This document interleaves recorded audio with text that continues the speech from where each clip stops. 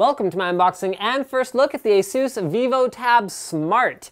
This is a Windows 8 tablet, so it is not an RT tablet, which I personally find quite exciting. That means that you are not locked into only the applications that you can get on the marketplace in Windows 8/Windows RT. You can install regular desktop applications and use them on a tablet, even if they're not designed on a tablet, which can give you a lot of flexibility. And ASUS has kind of been all about flexibility with their tablet offerings, giving you the option, I mean, with the original transformer to add like a keyboard to it and just sort of generally cool stuff like that. So here's the tablet itself. It looks pretty much like a tablet, so not much out of the ordinary there. In terms of specs, it's running an Intel Clover Trail Atom processor, 2 gigs of RAM. It has 64 gigs of solid state storage, as well as, oh, check that out, it has NFC, no way. That's sweet. Okay, sorry, I got distracted. So it has up to an 8.5-hour battery, an 8 megapixel rear camera, so that's right there, which also has an included flash. I think I'm probably missing some specs here. This was kind of amusing to me. They have 2 of exactly the same sticker on the back of the, oh, it's in French, I get it. I couldn't actually find any difference because none of the specs are actually in French. Like they just put 2G instead of G small o.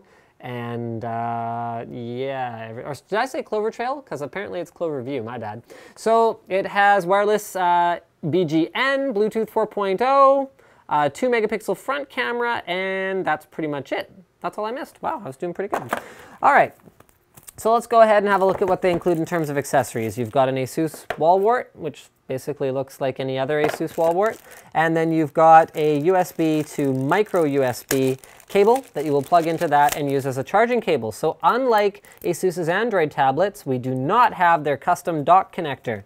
See, no dock connector on the bottom. It is just using micro USB for charging, so that's a bit of a departure. They include a microfiber cloth with the unit, which is very handy because you will probably want to clean it at some point, as well as a quick start guide for how to use Windows 8. So setting up for the first time, the Windows 8 lock screen, swiping in from the right to get to the Charms menu. This is super important, as well as the Windows or Modern or whatever UI they're calling it now. The UI formerly known as Metro. All right.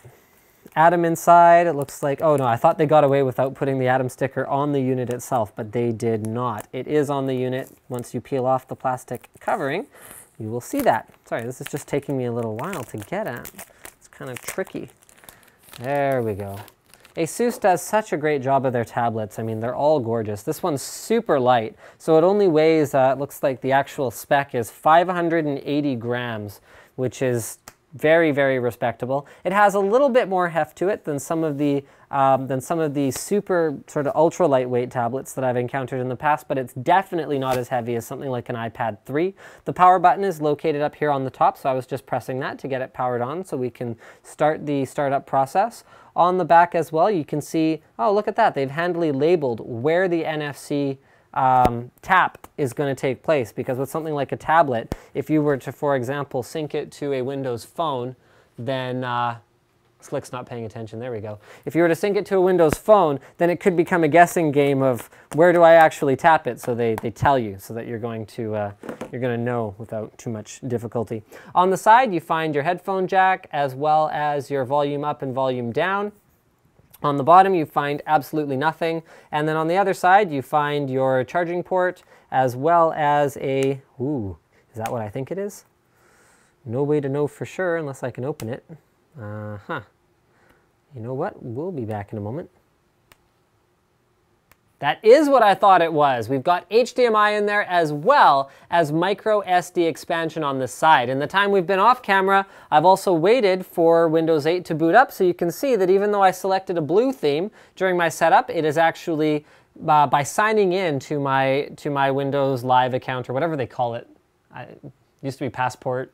What do they call it now? I don't even remember. Whatever, I signed into my Microsoft account. So now all of a sudden, my photos are showing up, my theme is correct, and I can access my SkyDrive and just generally sort of, there you go, Facebook, all that kind of stuff that I have linked together. So things are pretty much good. And unlike Windows RT devices, I can use a browser, I can download any application that I desire. So I could go and search for, I don't know, let's search for CPU Z or something like that. Here, so keyboard, CPU dash Z, because that seems like a cool application to run on a tablet, right? CPU ID. I mean, if you guys are familiar with the concept of Windows RT versus Windows 8, then you probably don't need me to explain this to you, but I think it's pretty cool anyway. So let's do the 1.62 setup version in English. Download now. It's actually pretty snappy. Overall, I'm really impressed with the web browsing experience so far on this Atom processor, and we're going to find out exactly which Atom processor it is. I'd also love for you guys to check out the viewing angle on this IPS panel. So I mean, ASUS, again, they do such a great job with their tablets of just, well, building them well. It's like, how do you say it in a way other than that? So they use an IPS panel, they use a good quality overall fit and finish to the device. Actually, I didn't mention the back. It has a nice rubberized feel to it, so there's your speaker on the rear as well. I don't think I pointed that out before, but it makes it easy to hold on to. I think they've also found a good balance of sort of bezel to screen here, because it's just wide enough for my thumb to sit here without causing problems with touchscreen stuff that I'm trying to do elsewhere, causing interference. Like if I had a thumb sitting here and I tried to do other things, oh yeah, it caused problems all over the place. No, I don't want an Ask toolbar. Next, install. Sure, create a desktop icon, that should be fine. And don't want to view that. So let's go ahead and go back to, how do I minimize everything? I don't even know. Yeah, that should work. Nope, let's minimize it. There we go. So let's go ahead and try launching CPU-Z. So let's find out what kind of CPU we got on here. Oh, look at that, they're including their Sonic Master branding for the onboard sound as well, so it should be slightly better onboard sound than you'd normally get on a tablet. So there we go, we have an Atom Z2760 at 1.8 gigahertz with a core speed of 1792, 2 cores and 4 threads with hyperthreading.